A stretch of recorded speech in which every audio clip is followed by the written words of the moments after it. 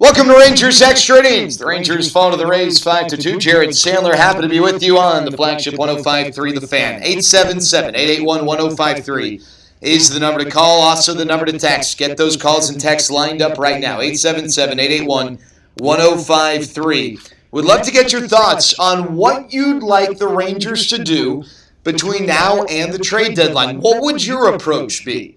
Are you a heavy buyer? Are you a heavy seller? Are you somewhere in between? No idea is an awful idea, relatively speaking, but want to hear from you and get your ideas. A lot of different approaches. Will be really interesting to see how things shape up over the next few weeks. Of course, the play on the field could certainly alter the optimal strategy, but between what we know so far and what you might think is realistic. Would love to get your thoughts. 877-881-1053. Again, 877-881-1053. All right, so while we let you get your thoughts together, a few things. One, we got the Facebook live stream. Now, I'm standing up right now, so I'm actually standing above the camera. That was kind of silly on my part. Now I'm in the shot. Hello to everyone joining us on Facebook Live. You go to the 105.3 The Fan Facebook page, and you can not only see the show, not only listen to the show, but you can take part in a little bit of a chat room exchange with Rangers fans like yourself.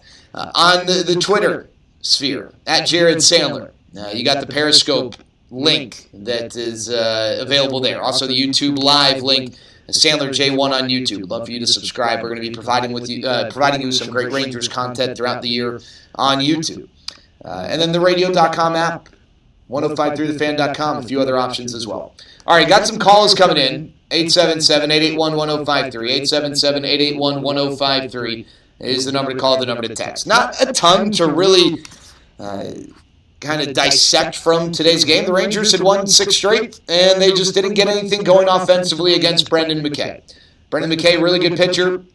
He's going to be a really good pitcher, one of the top pitching prospects in all of baseball. I know that there's some frustration from folks who get the sense that the Rangers never do well against guys making their Major League debut. Not the case. The numbers bear that out over the last few years, and specifically, or if you want to maybe take a step back from the specificity, rookies have an ERA of over 5 against the Rangers over the last few years. So, listen, not every guy making their Major League debut is as talented as Brendan McKay. 4th pick in the 2017 draft out of Louisville, so he's a college player who got drafted highly advanced. You heard Chris Woodward, perhaps during the network portion of our postgame show, talk about how he really did a great job mixing his pitches, didn't use his curveball a lot early.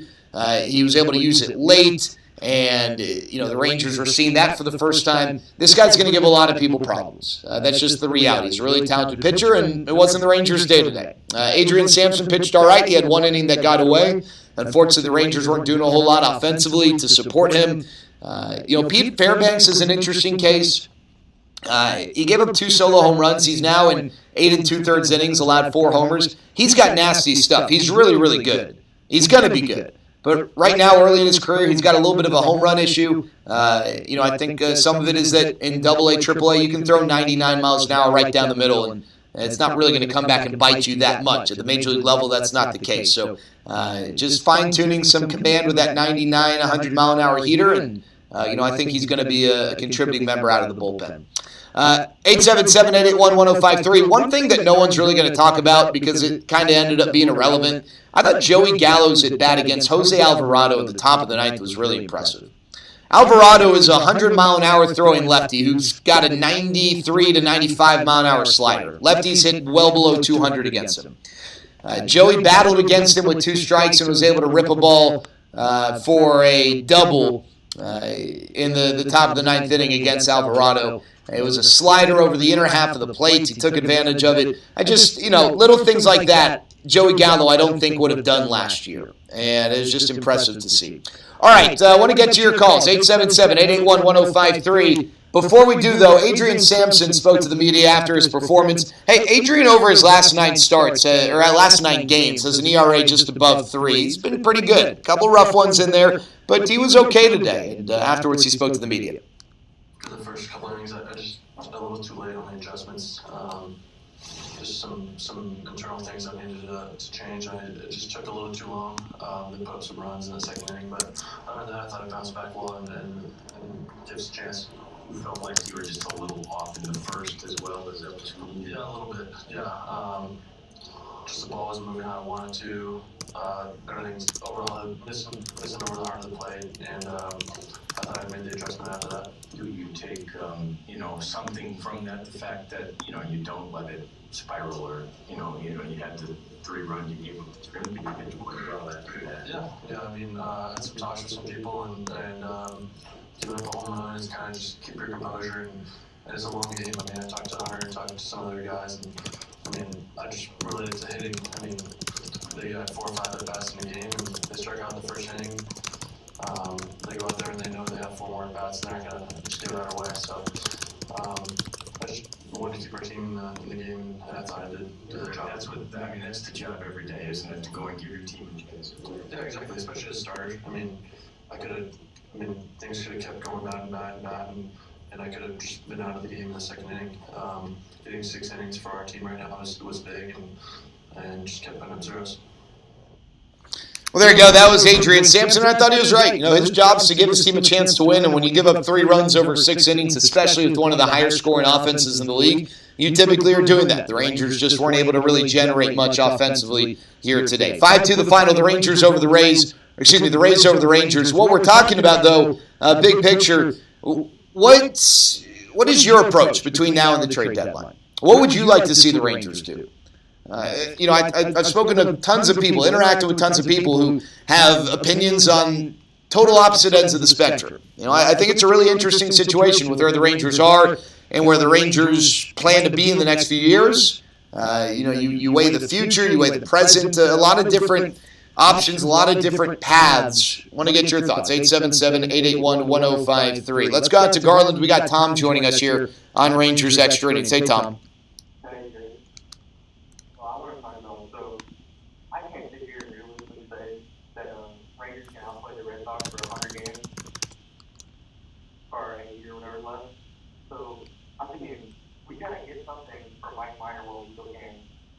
Right now, are really desperate for starting pitching. Mike Myers by now.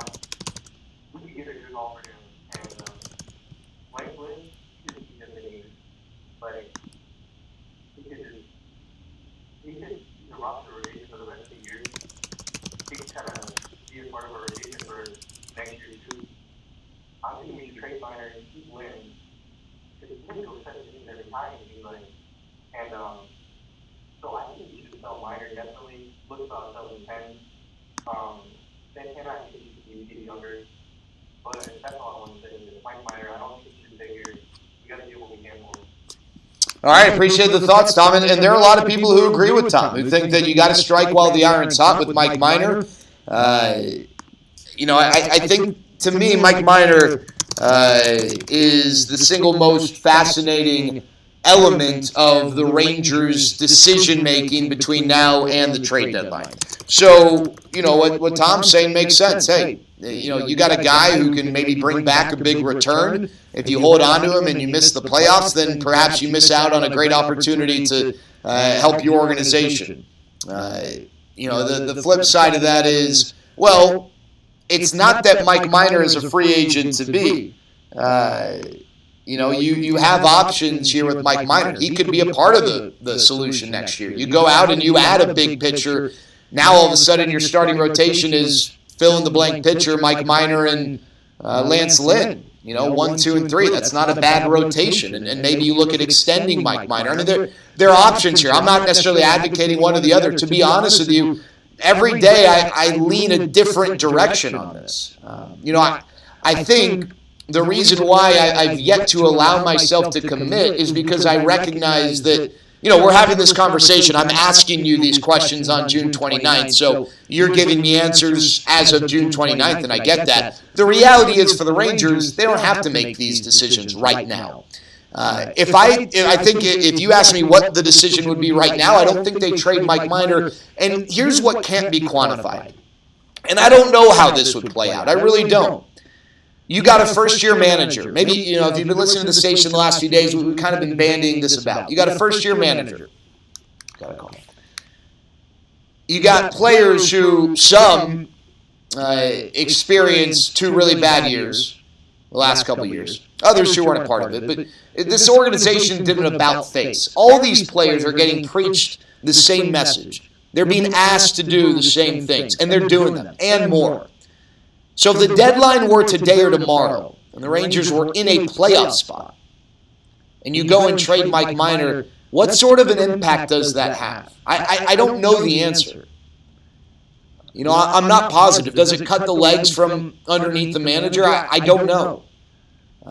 You know, I think ultimately the reality is this. Players are not GMs for a reason. You know, their focus is to get better and to help the team win a ball game every single day. Their focus is on the now. The general manager and the front office's focus is on the now and the future. So those are tough decisions.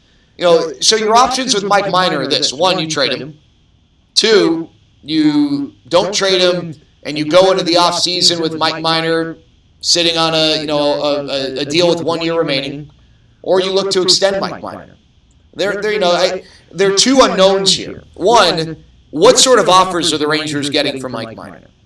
You know, because you're not trying to just give him away, and I don't think the Rangers are getting give him away type offers. I think the Rangers are getting or are going to get strong offers, but how strong? And then from an extension standpoint, maybe the Rangers have already talked to Mike Minor's camp about what it would take to sign him to an extension. Is it 5 years at $15 a year? Because if that's the case, I don't think I'm in on that. Is it 3 years at $18 a year? I think I could get down with that. I could boogie with that. I think I could. Are the Rangers getting offered 2 of a team's top 5 prospects, one of whom is a stud pitcher? If they are, that's tough to turn away. You know, there are a lot of ifs here, and to me, the biggest question is Mike Minor and what do you do with him? 877-881-1053, 877-881-1053. You know, I think on July 21st, if the Rangers are 4 or 5 games back of a wild card spot, which is very possible, they got a tough road between now and then, you know, I think you've got to move Mike Minor because I think that he is pitching so well, the value is so high that you have an opportunity to maybe impact your organization for the next several years. But, you know, it's tough if you're not 4 games back, if you're 3 games up on the second wild card spot. That's a tough thing to do, to say, hey, we got a real chance to make the playoffs. We're going to take away our best pitcher. You know, it's a tough conversation to have, but that's why those guys get paid the big bucks to make these decisions. From the 972, Jared, what are your thoughts on Adrian Sampson lately? I think he's been solid. He is what, you know, my thoughts haven't changed on him since my thoughts, I think, 3 starts ago when he got rocked. Adrian Sampson is a great depth starter. He's a great guy to round out a rotation. He's been solid. He's shown growth. He's shown improvement. He competes. He's going to give you a chance to win. He doesn't walk a lot of guys. You know, if your expectations of Adrian Sampson are that of a number 3 or even a really good number 4, then you know you're probably over the long term going to get disappointed. But if you understand that, hey, this is a good guy to fill out a rotation. These guys are important. You need these guys. That's what he is. And, you know, I think he's pitched accordingly. And that's not a bad thing. I don't mean that as a slight. That's a compliment. Remember, this guy didn't even make the opening day roster. This guy was designated for assignment in the offseason. So, you know, the fact that he has shown that he belongs in a major league rotation is, you know, that's a compliment to Adrian Sampson. He's grown. Let's go out to Arlington. Mitch joining us here on Rangers Extra Innings. Hey, Mitch. What you got, Mitch?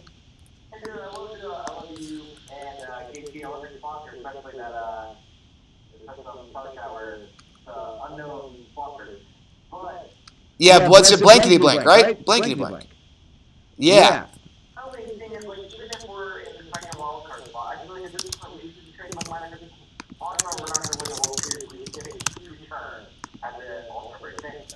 Hey, Mitch, are you still there? So, and Mitch, you're totally right. I'm not going to sit here and, you know, I've kind of, I want to bounce something off of Mitch here. So, Mitch, you're going to be my guinea pig. This is not a bad one. This is not about to get, like, heated or anything. I agree with you, Mitch. The Rangers don't have a roster to win the World Series. The Astros and the Yankees right now are head over heels better than any team in the American League, and they're only going to get better. I guess my question is this. What I'm having a tough time reconciling in my head, because there's no way to quantify this. And so I'm curious your thoughts. And Zach, I want to get your thoughts on this too after Mitch shares his thoughts. What is the value of a young team having the experience of competing for a playoff spot in September, which they very well could do without Mike Minor? It would be tougher, but they could do it. And what is the value of them playing a playoff game, even if it's one and done? And I guess the question then, because you can't quantify that, how do you weigh that value against what offers are on the table? Because I don't think that there is no value in guys getting that experience in September and maybe playing that one extra game in October. But I don't know how much value there is in that. So I'm curious your thoughts on that, Mitch. I guess my point would be, I'll bring this, one of my best friends works for the Rangers, and he was there with 3 tickets. The exact same amount of games as last year with the 6-win season that I had this year when we were a playoff contender. And I probably won't go any more than I did last year. And it's funny because I want to go, I just have other priorities. And it's like, it wasn't not having a chance to win a World Series when in 2010, 2011, I went to a vast amount of games. And it's like, I don't see it anymore. All right. No, listen, I appreciate the perspective, Mitch. Thank you. 877-881-1053. Zach, how would you put a value on that? I'm honestly, I'm bouncing this out there because I don't know.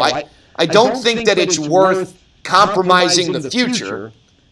And if the Rangers have, I think a part of this, you got to have an understanding, which we don't know right now. Do the Rangers have any intention of keeping Mike Minor? Do they believe that Mike Minor can be good beyond his contract? Not for 5 extra years, but 3. Because they've got a guy then. Now they need to add to it, but they've got a guy. Or is the value in getting a young pitching prospect stud, and maybe then some, but someone who's not a guarantee, is it worth it? Because here's the thing. I'll also say this. I love prospects as much as the next guy. I really do. I get so pumped over these guys. But these guys aren't givens. Brendan McKay just went out and dazzled. For every Brendan McKay, there are like 4 or 5 Anthony Swarzaks, who I don't know why he's top of mind. I'm looking to my right, I see the Mets, and Anthony Swarzak's on the Mets, and he was, a big pitching prospect, and he's a nice reliever. Aaron Laffey, because I'm thinking of Aaron Bummer of the White Sox. Remember Aaron Laffey, big Indians prospect? He never panned out. Even if these guys are at AAA, and having a lot of success, there's no guarantee. Now, if it's a Brendan McKay caliber prospect, top 40 prospect who's dominating at AAA, that's one thing. I just don't know what you can get for Mike Minor. I really don't. To me, that is always what is most fascinating about any trade conversation in any sport. We know the offer that gets accepted. We never or rarely know the offers that get proposed that don't get accepted. I don't know what the market is. I'm curious. I'm curious your thoughts on that.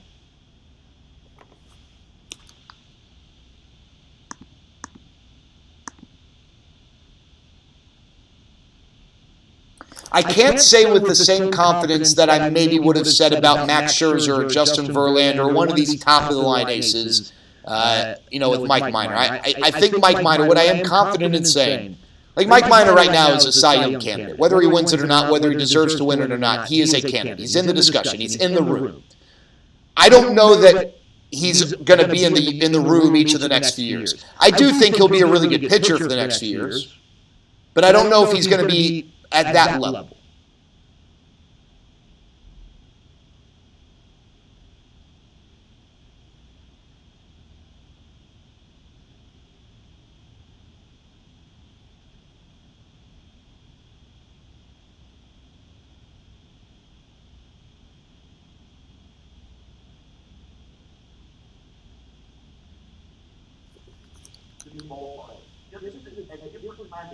Like, you can have gotten someone into that mind of this organization, hey, we are 2 years doing a new home, and we want some excitement when we enter that new building.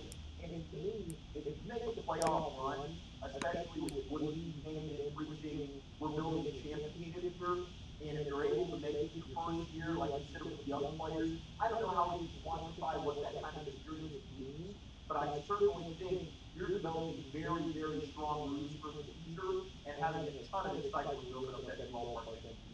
It's interesting. I'm looking at the fan text, not just tonight, but other nights, and there are people on specific to the Mike Minor conversation, totally opposite ends. I've spoken to people whose baseball opinions, hold a lot of weight, and they're on opposite ends. But from the 254, I say keep Mike Minor and build your upcoming rotation around him. If he ends up being our second or third, then we're sitting pretty good. He's right. That guy's right. 254 is right. What if the Rangers got and acquired Garrett Cole this offseason?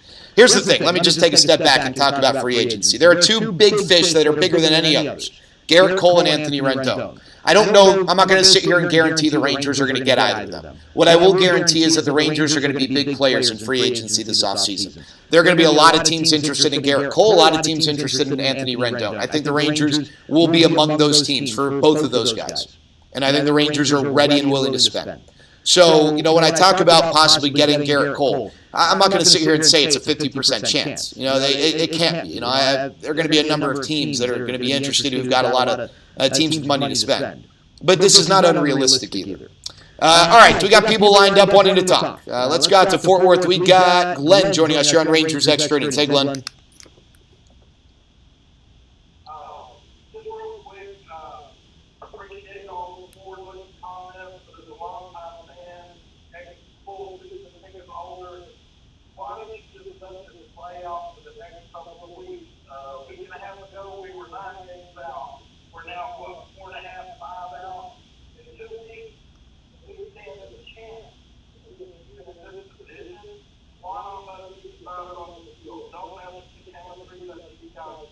Well, Glenn, let me ask you this, and I totally understand your thoughts. And I prefaced this a few minutes ago. No decisions have to be made. We're having the conversations right now. But obviously, the front office doesn't need to commit to anything right now. They can wait. But I guess my question is this: let's say it does play out, and I'm playing a lot of devil's advocate here. But let's say it plays out, and the Rangers fall short of even playing in a wild card game, and they had the opportunity to acquire two top 100 prospects, one of whom's a pitcher who could be, a big part of the rotation for years to come. Would that be worth it? Because that's what people who are on the other side of the spectrum, Glenn, as you are, and I'm not necessarily disagreeing, but I'm just trying to play the role of those people. People on the other side would then say that to you. Is it worth it just to play it out and fall short, or just to play in one playoff game?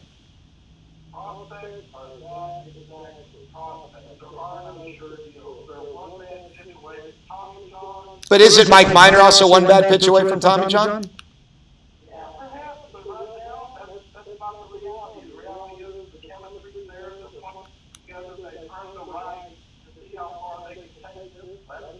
There you go. Hey, listen, Glenn, I appreciate the call, and I think Glenn's opinion is one shared by many. And it's, I've told you, I've vacillated. I've gone back and forth on this. And, I tend to agree with Glenn that right now, I think these guys have earned the right to play this thing out. I really do.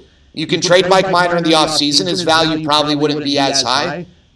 You can also keep Mike Minor.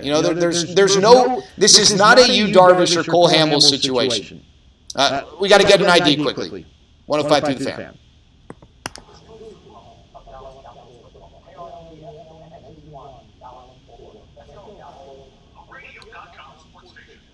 So, just to build on that, this is not a Cole Hamels, Yu Darvish situation. You don't have to trade them. It's a basketball analogy. It's not like you're the Charlotte Hornets losing Kemba Walker for nothing. It's different. You got another year of Mike Minor. All right. Colin in Arlington, Rangers Extra Innings. Hey, Colin. Doing great. What do you got, my man?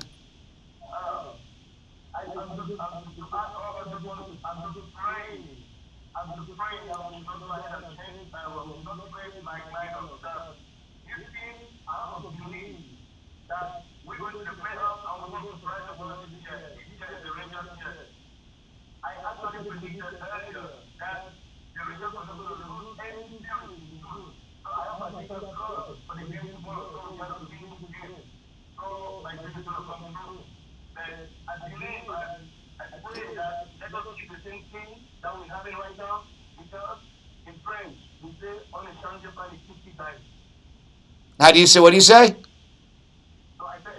Yeah. Well, how do you say it? And what does that mean? All right. Appreciate the call, Colin. Thanks for hanging out with us. 877-881-1053. Like I said, if the decision were to be made today, I'm not trading Mike Minor. So I'm agreeing with Colin. I'm agreeing with the previous caller. If the decision were to be made today, not trading Mike Minor. I don't think I am. 877-881-1053. 877-881-1053. We've got is that Rolo? Rolo, am I reading this right? Rolo in Fort Worth. What's up, Rolo? Appreciate you calling in. So I just wanted to weigh in my little 2 cents on the whole Ranger thing. The thing about the Mike Minor and Asdrubal Cabrera and Hunter Pence is we signed all these guys in the offseason thinking they were retreads. We were going to give them a shot, and if it worked out, great. We were going to send them out packing for some prospects. You know what I mean? And just because, it's starting to work out, the whole nucleus is coming together, that's cool, but everybody seems to forget what happens after All-Star break here in Texas. It's hot playing here in August. That's why we're building a stadium with a roof over it. You know what I mean? So to think that all these retreads are coming into Texas thinking, hey, we're going to play like we know how to play. For the past 15 years, we had a good nucleus with Mike Young, Josh Hamilton, Ian Kinsler, Beltray. They all knew how to play here in Texas, especially those pitchers. I'll take this last call that's going. These guys are brand new. I'm down to trade Mike Minor, Simpson, whatever, Cabrera. Bring in some prospects. I understand prospects, one pitch away. They could end up on the sidelines real. Oh, Rolo? I think we lost him. Okay, here's the deal. Let's also make something clear here, and I think we had a previous caller ask about Pence. You're not getting a lot for Pence at all. You're not getting anything for Sampson. You're getting nothing for Asdrubal Cabrera. The guys that you could get some value for if you were to trade, if you were sellers, Mike Minor, Lance Lynn, Sean Kelly, Jesse Chavez, maybe Chris Martin. But the guy who can bring back the biggest haul is Mike Minor. Hunter Pence isn't getting you much because, the same concerns that Rolo just mentioned, other teams have. How sustainable is it? He doesn't really play a position. He plays corner outfield. He's not really good at it. You're not getting much for Hunter Pence. You're getting nothing for Asdrubal Cabrera. He doesn't play third base well, and he's not hitting well. That's a double whammy there. Adrian Sampson is a guy who's DFA'd in the offseason. Still has an ERA over 4. You're not getting anything for Adrian Sampson. So the decision really is about Mike Minor. That's the big decision. But to Rolo's point, you had the intention of moving Mike Minor. Why should a few months change your decision? Listen, they're both sides of this. Again, if the deadline was today or tomorrow, I'm not trading Mike Minor. I can figure out what I want to do with him in the offseason, and that might mean keep Mike Minor. Mike Minor's not a free agent at the end of the year. Most of you guys know that, just, for those who don't. He's not a free agent at the end of the year. But 3 weeks from now, on July 21st, if the Rangers are 4 or 5 games back, then my question's answered. If the Rangers are 4 or 5 games back, I don't think that this is a team that comes back and enters the discussion. Maybe they do, but you also have to play the odds here. You got to play the percentages. And you can make a case, well, Jared, if you're playing the percentages are right now that the Rangers don't make the playoffs or end up within 2 or 3 games of that. Yeah, that's fair.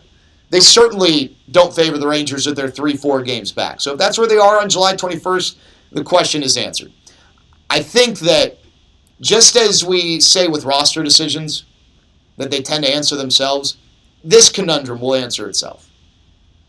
But a part of the fun of sports is having conversations like this. All right, last call here. Thomas in Dallas, 877-881-1053. Hey, Thomas.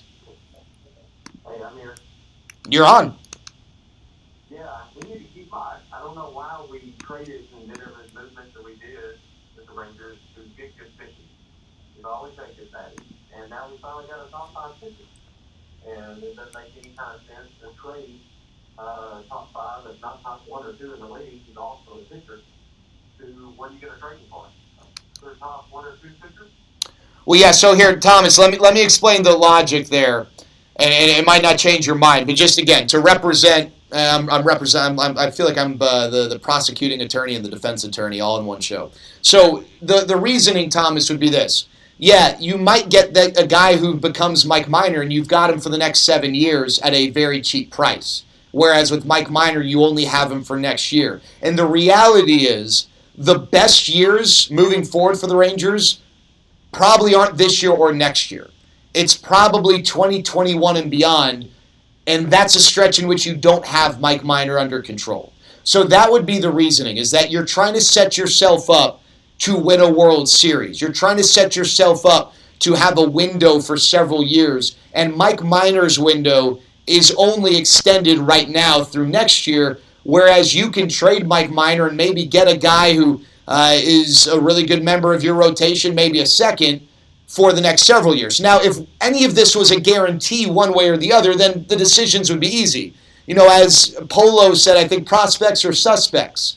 So none of this is a guarantee. But Thomas, that would be the reasoning as to why the Rangers would get this pitcher they've been waiting for and then move him, to try and find more guys like Mike Minor for cheaper and guys who you have under your control for longer. Whether or not you agree with that, does that at least kind of make any sense? No, it doesn't. Okay. You don't have to have those big things to win a pennant. So You don't have to. Sorry, you don't have to have what? Thomas. I didn't hear what you said. I'm not arguing. You said you don't have to have what? you don't have to have the big things.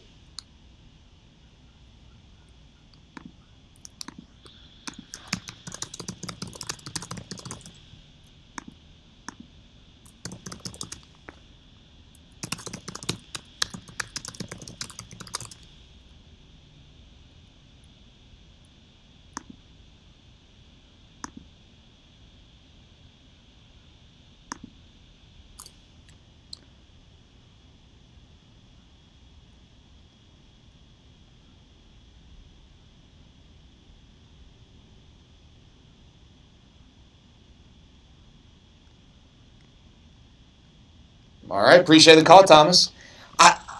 I don't necessarily think the best team always wins the World Series. You know, the best team didn't win the World Series in 2010. You know, the Rangers were better than the Giants. The Giants got hot at the right time. But the Rangers are certainly not the best team, and frankly, their roster is not anywhere close right now. The Yankees, the Astros are levels above. Now, you know, Thomas mentioned the Marlins winning the World Series. They did have big names. They had some really big names. Gary Sheffield, Moises Alou, Bobby Bonilla, Edgar Renteria, Luis Castillo, Jeff Conine, Charles Johnson. Those are all all-star players. Devon White, all all-stars. As a matter of fact, I think all 9 of their starting players at one point or another were all-stars, and a lot of them multi-time all-stars. Kevin Brown, Alex Fernandez, Al Leiter. That was in 97. The next Marlins team that won the World Series also littered with stars like Miguel Cabrera, Josh Beckett, A.J. Burnett. They did have stars. Now, they traded them away right afterwards, so they didn't last. They're not really associated with the Marlins, but they had stars. And I understand Thomas's side. And Pudge won a World Series, too, with the Marlins. I understand Thomas's side, though. I get it. You know, hey, this team, Rangers fans, you know, we've been starving for pitching like Mike Minor. And it's frustrating that maybe he leaves. And if, like I said, if the deadline were today, he's not leaving. Not if I'm the guy calling the shots. The deadline's not today, so things could change. This is a great conversation. This is really a great conversation. We'll have this again tomorrow. Rangers and the Rays play the rubber game of a 3-game series. Pre-game at 11:30. First pitch just after 12. We'll have this conversation tomorrow. I'm sure we'll have it the next day and the day after. This is part of the fun. We're going to have this conversation a lot between now and the trade deadline. And it's going to change. The conversation could change. Your opinions could change. My opinions could change based on how this team does. But they got to go and win a series tomorrow. Blake Snell on the mound for the Rays. Jesse Chavez for the Rangers. It'll be a fun one. 11:30 pregame. Talk to you then. Thanks for joining us. Happy Saturday night. Have a great night, y'all. Take care. Have a great night.